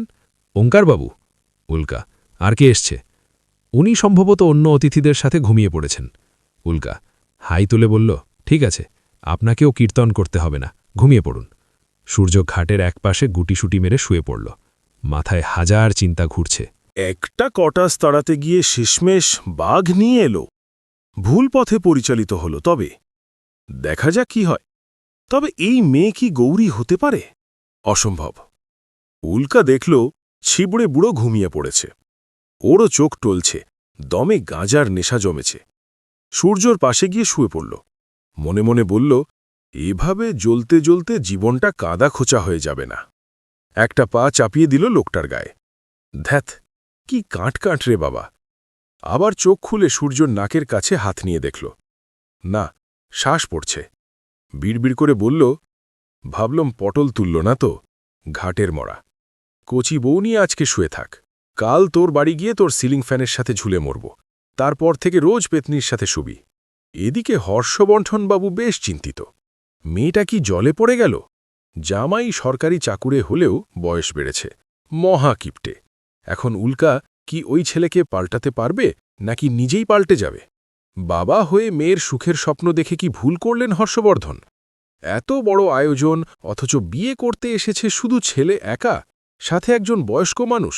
কোনো বরযাত্রী নেই, বন্ধু নেই, স্বজন নেই। বর এসেছে তাও আবার অটোতে। উল্কার জন্য নতুন কেনা 4 চাকা কাল ফুলে সাজবে। মেয়েকে পাঠাবেন সেই গাড়িতে করেই। তবে ড্রাইভার লাগবে, কারণ যার একটা সাইকেলও নেই সে এক লাফে গাড়ি চালাতে পারবে না। 2 ফোঁটা জল এসে পড়ল গায়ে। হর্ষবর্ধন তাকিয়ে দেখলেন স্ত্রীর চোখ থেকে নীরবে জল গড়াচ্ছে। পুরুষ চোখের জল ফেলতে পারে না, কিন্তু মায়ের মন যে মানছে না। হর্ষবর্ধন স্ত্রীর হাতটা আলতো করে ধরলেন। বললেন, মিনু, কেঁদো না, সব ঠিক হবে। হর্ষবর্ধন স্ত্রীর হাত ধরে বললেন, আমাদের মেয়ের জন্য যখন ভগবান এই ছেলেকে লিখেছেন, জানবে সেই লেখন জন্ম জন্মান্তরের। সুখ আসে না, তাকে ধরে আনতে হয়। তোমার মেয়ে বুনো হাঁস, সে ঠিক পারবে দেখো। রাতের অন্ধকারে 2টো মানুষ একে অপরকে জড়িয়ে ধরে কাঁদে। কে যে কাকে সান্ত্বনা দেবে জানা নেই। এদিকে ঘুমের মধ্যে সূর্য গল গল করে ঘামছে। স্বপ্নে দেখছে সেই অগ্নুৎপাত, সেই নারী যা আগে কখনো দেখেনি। সব কিছু যেন ধীরে ধীরে স্পষ্ট হয়ে উঠছে। ঘুমের ঘোরে বিড়বিড় করছে সূর্য, সর্বোচ্চ স্তরে শিবকে পরম ব্রহ্ম মনে করা হয়। নিরাকার, কালচক্রের ঊর্ধ্বে, সদাশয় রূপে তিনি সর্বজ্ঞ যোগী। কৈলাসে সন্ন্যাসীর জীবন যাপন করেন। গৃহস্থরূপে পার্বতীর স্বামী, ভয়ঙ্কর রূপে দৈত্যবিনাশী। তৃতীয় নয়ন, গলায় বাসুকী নাগ, জটায় অর্ধচন্দ্র, হাতে ত্রিশূল আর ডমরু। আর আমি অহম রুদ্রকে প্রতিষ্ঠা করার অঙ্গীকার নিয়েছি। দেব আছেন সেই আগ্নেয় পর্বতের চূড়ায়। হ্যাঁ, আমি মনে করতে পারছি। শক্তির সাথে শক্তির মিলনে ভেতরের অন্ধকার সরে যাচ্ছে। আমি চিনতে পারছি গৌরীকে। উল্কা ঘুম থেকে উঠে বসে আছে। পাশে লোকটা বিড়বিড় করছে। মনে মনে বলল, এই শালা ঢ্যামনা গৌরীকে রে। শালা আবার লোক কি সব বকছে সারা রাত, আবার গৌরী গৌরী করছে। এই শালা। সূর্যর ঘুম ভেঙে গেল। চোখ খুলে দেখে ঝুঁকে আছে গতকাল যার গলায় মালা দিয়েছে সেই উল্কা। মুখ দিয়ে মুড়ি মুড়কির মতো গালাগালি বেরোচ্ছে। সূর্য উঠে বসল। ঘেমে একাকার। এক দৃষ্টিতে তাকিয়ে আছে উল্কার দিকে। বিড়বিড় করে বলল, গৌরী, উল্কা, এই গাঁজা সেবন করলাম আমি, আর ঘুম থেকে উঠে নেশাতুর হলেন আপনি নাকি? সূর্য ঘুমের ঘোর কাটিয়ে বাস্তবে ফিরে এলো। সামনে বিভীষিকারূপী স্ত্রীকে দেখে করুণ গলায় বলল, না, স্বপ্ন দেখছিলাম। উল্কা, এই দেখি প্যান্টে মিতে দিননি তো? সূর্য ভয়ে শুকিয়ে গেল। শুকনো মুখে বলল, না না, তেমন কিছু না। উল্কা উঠে দাঁড়িয়ে বলল, তারপর চলুন, আজ যাব আপনার বাড়ি, দেখি কেমন শ্বশুর ঘর আমার। সূর্য মনে মনে ভাবল, মেয়েটা আসলেই একটা জ্বলন্ত উল্কাপিণ্ড। ঠিক তখনই দরজায় টোকা, মহিলার গলা। উল্কা দরজা খুলতেই ঢুকে এলেন ওর মা।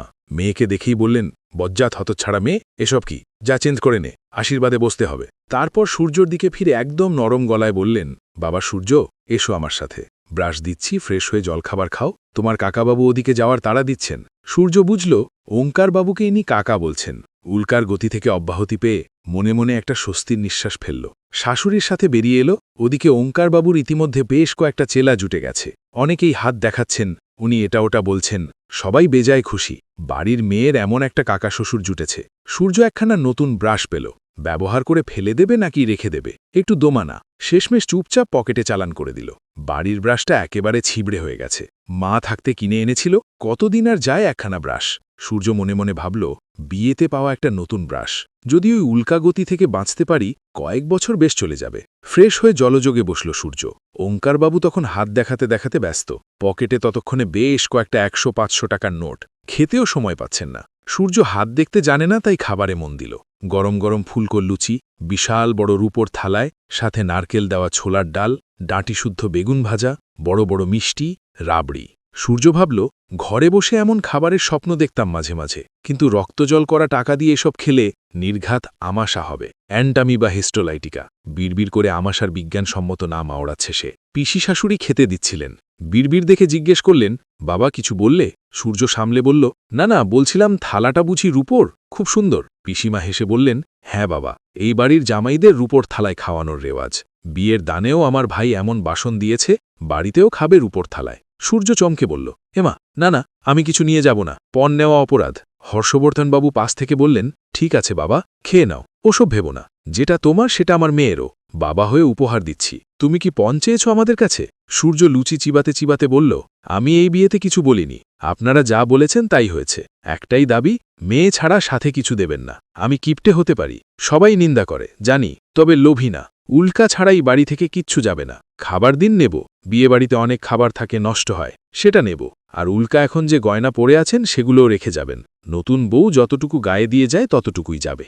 হর্ষবর্ধন মনে মনে ভাবলেন, যাক, ছেলেটা যেমনই হোক লোভী না। এই জাহাবাজ মেয়েকে সিধা করতে পারলে এইই পারবে। আশীর্বাদ সেরে হর্ষবর্ধন নতুন জামাইয়ের হাত ধরলেন। বলার কিছু নেই, তবু মেয়ের বাবা হিসেবে বলছি, আমার মেয়েকে ভালো রেখো। একটু একরক্ষা জেদি, তবে মনটা ভালো। তুমি কি একটু পাল্টাতে পারবে না সংসারটা গোছানোর জন্য? আজকালকার ছেলেদের মতো দুম করে হয়তো পারবে না, কিন্তু একটু সময়ের সাথে চলার চেষ্টা করো। মিতব্যয়ী হওয়া ভালো, কিন্তু বয়সের কিছু ধর্ম থাকে, কিছু চাহিদা থাকে। সময় ফুরিয়ে গেলে আর সেগুলোর প্রয়োজন থাকে না। সূর্য কিছু বলল না। এসব অপমান সহ্য করার অভ্যাস আছে ওর। আশীর্বাদে পাওয়া টাকাগুলো পকেটে ঢুকিয়ে মনটা বেশ ফুরফুরে লাগছে সূর্যর। কিন্তু চোখ গেল উল্কার দিকে। জ্বলন্ত উল্কাপিণ্ড। আশীর্বাদের সব টাকা ব্যাগে না ভরে সেখানেই ফেলে রেখে উঠে চলে গেছে। টাকার এমন অবহেলা? সূর্য বুকে হাত দিয়ে কষ্ট পেল। ঠিক তখনই দুটো মেয়ে কোথা থেকে হাজির। সূর্যকে বলল, জুতো জোড়া যদিও একেবারে রদ্দি, তবু ফিরতে হলে ওই দুটো চাই তো। ছাড়ুন, করকরে ৫,০০০ টাকা। সূর্য একটু গলা খাকারি দিয়ে বলল, আমার জুতোর দাম বড়জোর ৩০০ টাকা, তাও ৫ বছরের পুরনো। আমাদের স্কুলের সেন্সার ছেলের জন্য কিনেছিলেন, ছেলের পছন্দ হয়নি বলে ফেলে দিচ্ছিলেন। আমি বললাম, খামোখা টাকা নষ্ট কেন, আমাকে দিয়ে দিন। মানে ফ্রিতে পাওয়া জিনিসের জন্য ৫,০০০ টাকা? সারা ঘরে পিনড্রপ সাইলেন্স। মেয়ে দুটো একে অপরের দিকে তাকিয়ে রইল। ওঙ্কারবাবু পরিস্থিতি সামলাতে বললেন, আহা সূর্য, শালিদের টাকা দিতে হয়, ৫ না হলেও ১,০০০ দাও। সূর্য, আমি তো অত টাকা আনিনি, পকেটে মেরে কেটে ৩০০ আছে। ওঙ্কারবাবু, আশীর্বাদে অনেক পেয়েছ, ১,০০০ তো হবেই, দিয়ে দাও, বাচ্চা মেয়ে আনন্দ করে চাইছে। মেয়ে দুটো মুখ ভাঁজ করে বলল, জামাইবাবু টাকা দিতে হবে না, এই উল্কা দি, দেখ কেমন বর্তর। উল্কা বিড়বিড় করল, জমের অরুচি এসব পাবলিক। হর্ষবর্ধনবাবু মেয়ে দুটোকে নিজেই ৫,০০০ টাকা দিয়ে বললেন, নে তোরা, জামাইকে ছেড়ে দে, হঠাৎ করে সব হয়েছে, ও কি আর রেডি হয়ে এসছে? মেয়ে দুটো আর কিছু বলল না, জুতো এনে দিয়ে চলে গেল। হর্ষবর্ধনবাবু মেয়ের সব ব্যাগ নতুন গাড়িতে তুলে দিলেন। তারপর জামাইয়ের হাতে গাড়ির চাবি দিয়ে বললেন, এই গাড়ি তোমাদের। গাড়ির চাবি হাতে পেয়ে যেন বিষম খেল সূর্য। একদম ছিটকে সরে গিয়ে বলল, ক্ষমা করবেন, আমি এই হাতি পুষতে পারব না, গাড়ি চালাতে জানি না, আর এসব আমাদের জন্য না। উল্কা চাবিটা সূর্যর হাত থেকে নিয়ে বলল, আমি পারি। সে ঠিক আছে, কিন্তু এই গাড়ি আমার রক্ত শুষে নেবে। তেলের কত দাম? এখন ট্যাঙ্ক ফুল, শেষ হলে আপনার রক্ত শুষে ভরে দেব। না না, আমাকে ছেড়ে দিন, নেব না। হর্ষবর্ধনবাবু বললেন, এমন করলে হয় না বাবা। ভাইরা বলল তুমি গাড়ি নিয়ে যাবে, তাই কিনলাম। আমার বাড়িতে ৩টে গাড়ি আছে, তুমি না নিলে এটা কি করব? নিয়ে যাও, সব ঠিক হবে। অঙ্কারবাবু দার্শনিকের ভঙ্গিতে বললেন, যে খায় চিনি তারে যোগায় চিন্তামণি। সূর্য, এই গাড়ির চিন্তামণি কি আপনি হবেন? অঙ্কারবাবু মাথা নাড়লেন, আমার জীবনে বউ এলো না, আর গাড়ি আসবে? যে বউ পুষতে পারেনি সে কি করে গাড়ি পুষবে? তোমার জিনিস তুমি নিয়ে চলো। সূর্য পড়েছে বেজায় বিপাকে। এই মেয়ে আর তার বড়লোক বাপ মিলে সূর্যর সব সুপ শুষে নেবে। ঠিক তখনই সেই দুটো মেয়ে হন্তদন্ত হয়ে ছুটে এলো। জামাইবাবু, আপনার জুতো টমি কামড়ে ছিঁড়ে দিয়েছে। কে টমি? উল্কা। আমার কুকুর, ওর জুতো ছেঁড়া পছন্দ। সূর্য প্রায় কাঁদো কাঁদো হয়ে বলল, এ বাবা, এখন কি হবে? আমার একটি সব ধন জুতো। হেডমাস্টার দুর্জয়বাবু এই বিয়ের হোতা হয়ে পদে পদে বিপদে পড়ছেন। সূর্য তাকে ছাড়ছেই না। এখন নিশ্চয়ই জুতোর জন্য মরা কান্না জুড়বে। নিজের জুতো খুলে সূর্যর দিকে এগিয়ে দিলেন। এটা পড়ে চলো আপাতত, তারপর দেখা যাবে। সূর্য কিছু বলার আগেই উল্কা ওকে হ্যাঁচকাটানে গাড়িতে ঢুকিয়ে দিল। সূর্যর খালি পা, ধুতির কোচ গাড়ির দরজায় আটকে। উল্কা ড্রাইভার সিটে গিয়ে বসল। অঙ্কারবাবু তাড়াতাড়ি পেছনের সিটে। উল্কা বাবাকে বলল, এবার রওনা দিচ্ছি বাবা, এই কিম্ভূত লোকটার জন্য একজোড়া জুতো কিনে পাঠিয়ে দিও কিন্তু। উল্কার মা চোখের জল ফেলার সময়টুকুও পেলেন না, তার আগেই গাড়ি ছুটে গেল। কিছুটা যাওয়ার পর উল্কা অঙ্কারবাবুকে জিজ্ঞেস করল, রাস্তার মোড়ের নামটা বলবেন প্লিজ, ম্যাপে দিয়ে এগোবো। অঙ্কারবাবু বলে দিলেন। উল্কা গাড়ি চালাতে চালাতেই ফোনে লোকেশন সেট করল। সূর্য মিনমিন করে বলল, বলছি গাড়িটা কোথাও ধাক্কা না খায়, একটু দাঁড়িয়ে ম্যাপ দেখলে হয় না? না হলে রাস্তা তো আমি চিনি, বলে দিচ্ছি। উল্কা ছোট করে বলল, থাক, আমি কারোর ওপর নির্ভর করে চলতে পছন্দ করি না। এদিকে হর্ষবর্ধনবাবু মেয়েকে বিদায় দিয়ে ভাইয়েরা ভাইয়ের দিকে ফিরলেন। ছেলেটা সরল সাদামাটা, মেয়েটার মতো সুন্দর নয়, পাশে ততটা মানাচ্ছে না মনে হয়। তবু ওদের জুটি ঈশ্বর বানিয়েছেন, আমরা বিচার করার কে? বিপিনবাবু একটু থেমে বললেন, ভাইরা, একটা কথা বলি। উল্কা সুন্দর ঠিক আছে, কিন্তু শরীরের সৌন্দর্য বদলায়, মনের সৌন্দর্য বদলায় না। লোকে বলে সৌন্দর্যের অহংকার থাকে, বয়স বাড়লে সেই অহংকার হারিয়ে যায়। কিন্তু আমি বলি, যারা সত্যিকার তারা অহংকার করতেই শেখেনি। অহংকার আসে সরলতা থেকে।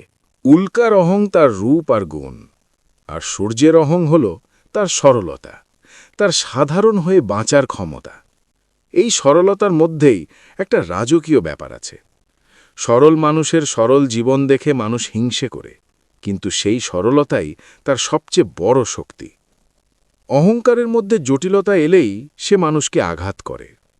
আঘাত করার প্রবণতা না থাকলে অহংকার নিয়ে ভাবার কিছু নেই। আর ওই কিপটে ছেলে সরকারি স্কুলে চাকরি করে, আজকের বেকার যুবকদের কাছে যেটা মরীচিকা। তারপরেও এই যে ওর প্রবৃত্তি, এটা শুধুই ওর নিজস্ব পাগলামি। কিছুটা এই ধূমকেতু মেয়ের জন্যে কমবে মনে হয়। উল্কা গাড়ি থামালো। সামনে একটা রংজলা মানধাতা আমলের একতলা বাড়ি। চকচকে নতুন গাড়িটা যেন নিজেই ওকে ব্যঙ্গ করছে। উল্কা বিড়বিড় করল, যে লোকের এমন বাড়ি তার জন্যই সুন্দর গাড়ি। তা বলছি, গেটটা খুলে দিলে ভেতরে ঢুকে যেতাম। সূর্য গাড়ি থেকে তাড়াতাড়ি নেমে এলো। ওঙ্কারবাবু বললেন, সূর্য, ভেতরে ঢুকে একটু প্রদীপ অন্তত জ্বালিয়ে নিয়ে এসো, বউকে বরণ করতে হবে। সূর্য মাথা চুলকে বলল, ও সব পাট আছে নাকি আমার বাড়িতে? ওঙ্কারবাবু দীর্ঘশ্বাস ফেললেন।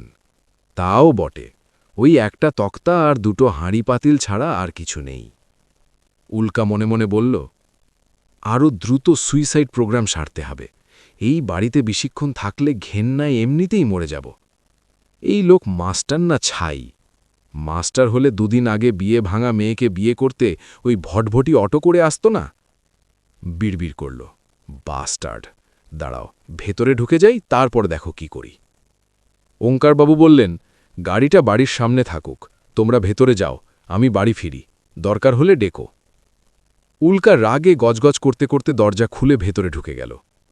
সূর্য ঢাউস ট্রলি ব্যাগ টানতে টানতে ভাবছে, খাচ্ছিল তাঁতি তাঁত বুনে, আর কাল হলো তার গরু কিনে।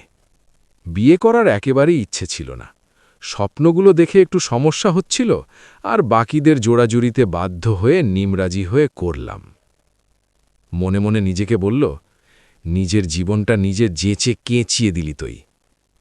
উল্কা ভেতরে ঢুকে ঘরটা দেখল। মনে মনে ভাবল, এরা কারা যারা এমন করে থাকে? গরিব মানুষ হলে বাধ্য, বোঝা যায়, কিন্তু এই লোক মোটামুটি 40,000 টাকা মাইনে পায়, তারপরেও এই অবস্থা। তেলচিটে বিছানা, কালো অন্ধকার দুটো কামরা, একটা বিছানা আর একটা আলনা, ব্যাস। সারা বাড়িতে আলো বলতে একটা হলুদ টিমটিমে বাল্ব আর একটা হাঁপানি ওঠা ফ্যান। উল্কা ভাবল, বাবা এমন একটা ঘরে আমাকে পাঠালো, তবে ওর ইচ্ছে পূরণ হবে না। আজই এই মরা ফ্যানে ফাঁস দিয়ে ঝুলব। ওই সূর্য কি ভাবে? এক গোধূলি লগ্নে 4 হাত এক হলেই উল্কা তার দাস হয়ে গেল। মন থেকে এই বিয়ে কিছুতেই মানতে পারছি না, এটাই ফাইনাল। সূর্য সম্পূর্ণ বিপরীত মেরুর মানুষ, ওকে ভালোবাসা অসম্ভব, কোনো দিন না। সূর্য মিনমিনে গলায় বলল, কি খাবেন? হোটেল থেকে পছন্দ মতো কিনে আনি?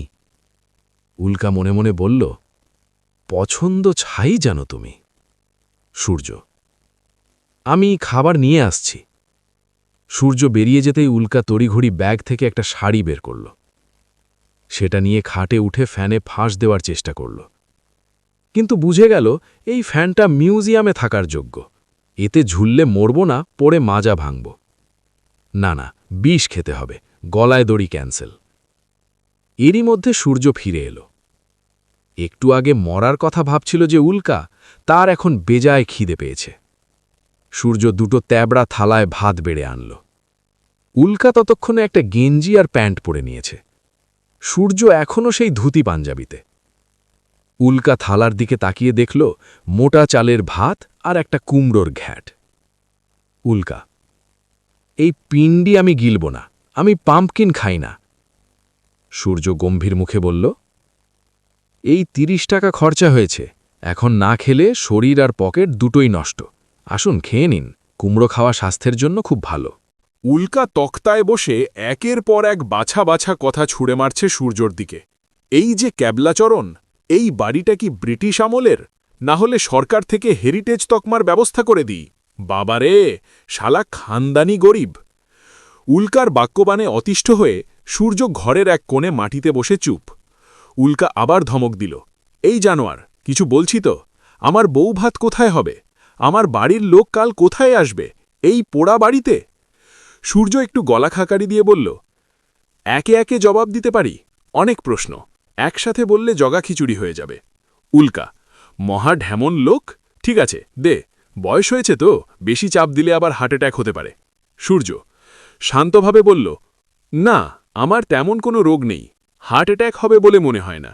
তাহলে শুনুন, প্রথম কথা, আপনাকে বিয়ে করতে আমি চাইনি। আপনার মেসোমশাই, যিনি আমার স্কুলের হেড স্যার, উনি আমাকে ডেকে প্রস্তাব দিলেন। আমি মেয়ে খুঁজছিলাম বটে, কিন্তু এত হাইফাই খুঁজিনি, কিন্তু পরিস্থিতির চাপে রাজি হতে হলো। আর পারিবারিক ভিখারি, এই কথাটা বড়ই অপমানজনক। আমার বাবা ছিলেন স্কুল শিক্ষক, ঠাকুরদা ছিলেন বিপ্লবী এবং শিক্ষক, মা ছিলেন অভিজাত পরিবারের মেয়ে।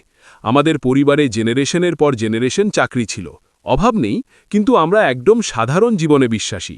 দাদু বাড়িটা করেছিলেন মাটির দোতলা, তখন এখানে গোবিন্দপুর গ্রাম ছিল, কলকাতা ছিল না। পরে বাবা সেটা ভেঙে পাকা করলেন, মজবুত কিন্তু সাদামাটা।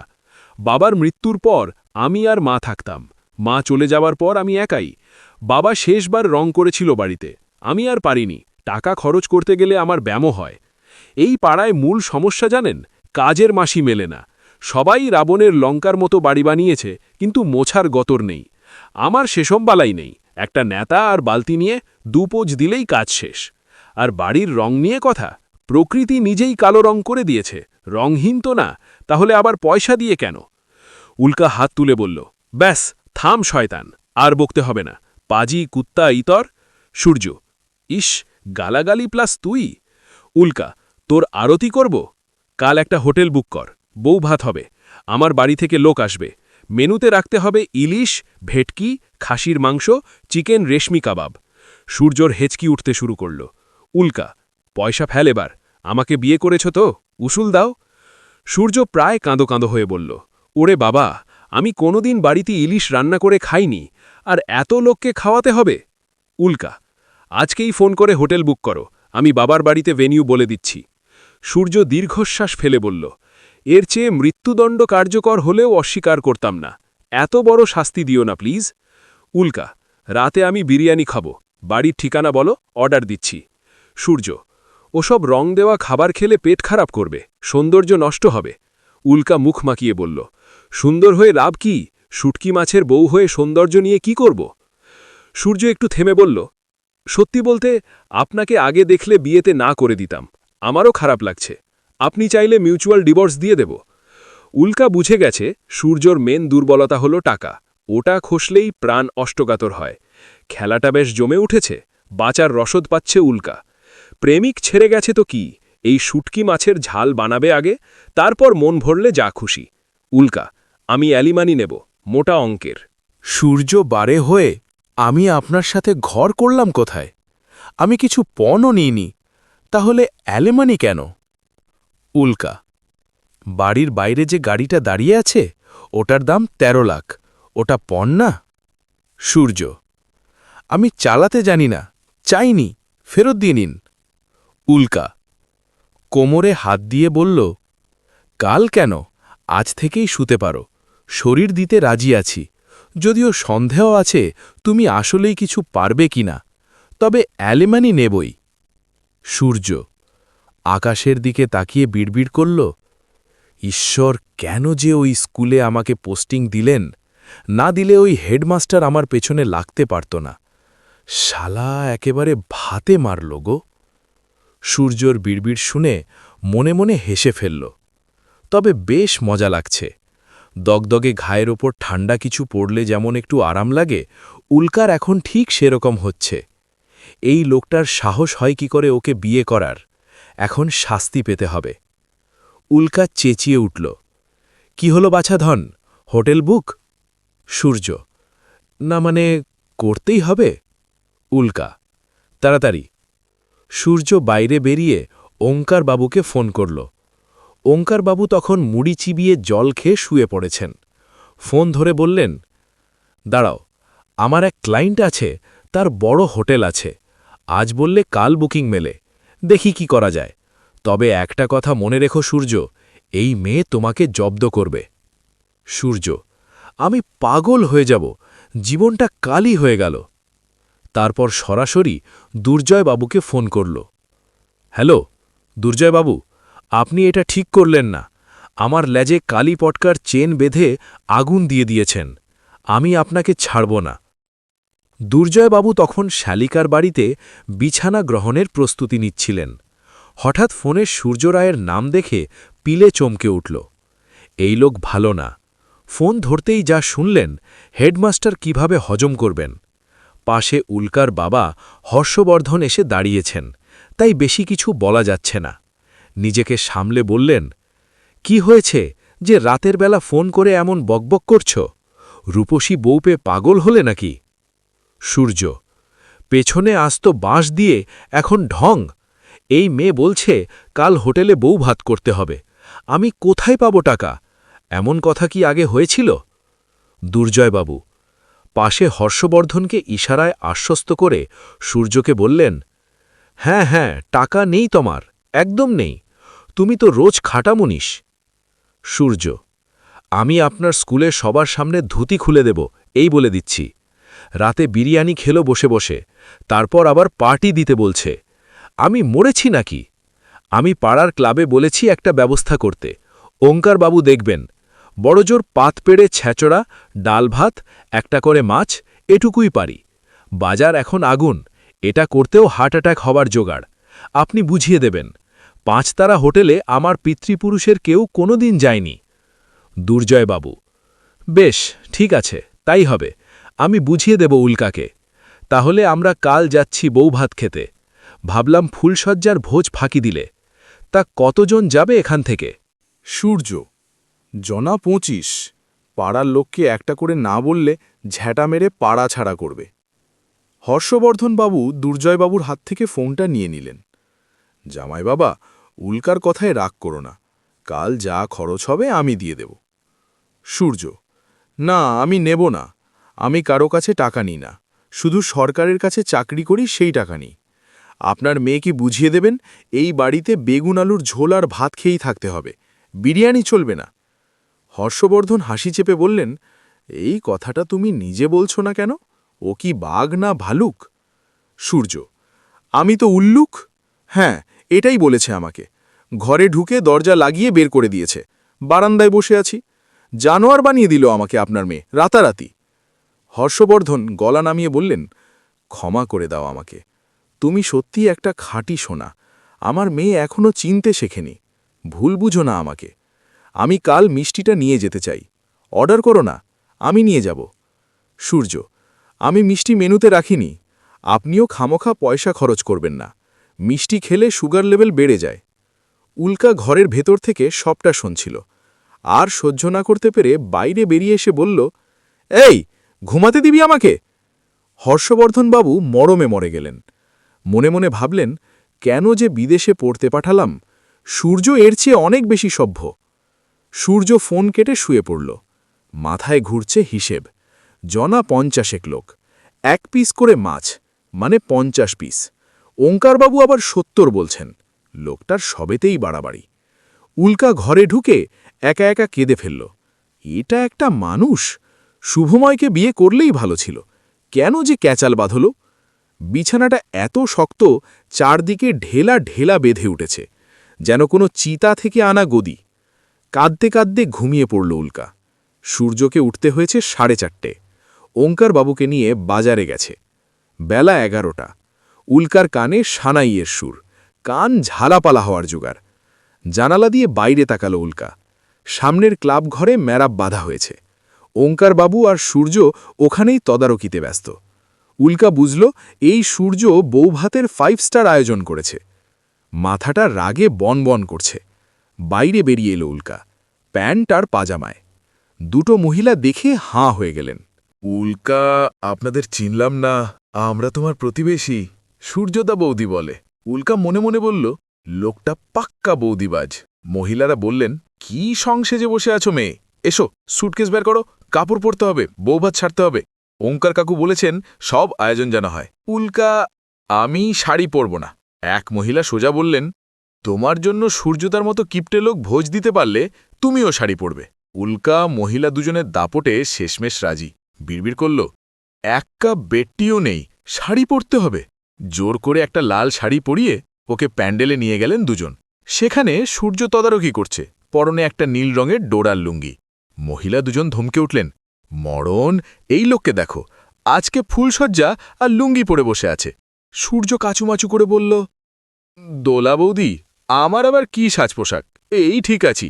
দোলা বৌদি কড়া গলায় বললেন, খবরদার, বেশি বাড়াবাড়ি না, যাও তৈরি হয়ে এসো, তারপর বউকে ভাত কাপড় তুলে দেবে। উল্কার সূর্যর দিকে তাকাতেও ইচ্ছে করছে না, আর সূর্য নতুন বউকে মুগ্ধ হয়ে দেখছে না। তার মাথায় এখন একটাই চিন্তা, পকেট থেকে কত টাকা গেল। ঘন ঘন হার্ট অ্যাটাকের মতো লাগছে। দুপুরের মেনু পোনা মাছের ঝোল আর ভাত, রাতের মেনু ছ্যাঁচড়া, ডাল, ভাত, মাছের রসা, চাটনি, পাঁপড়, সন্দেশ, রসগোল্লা। এর মধ্যেও একটা গল্প আছে। চাটনি করতে একদমই রাজি ছিল না সূর্য, কিন্তু ওঙ্কারবাবু নিজের বাড়ির পেঁপে গাছ থেকে 10টা পেঁপে পেড়ে এনেছিলেন। সূর্য বলেছিল অনেক চিনি লাগবে।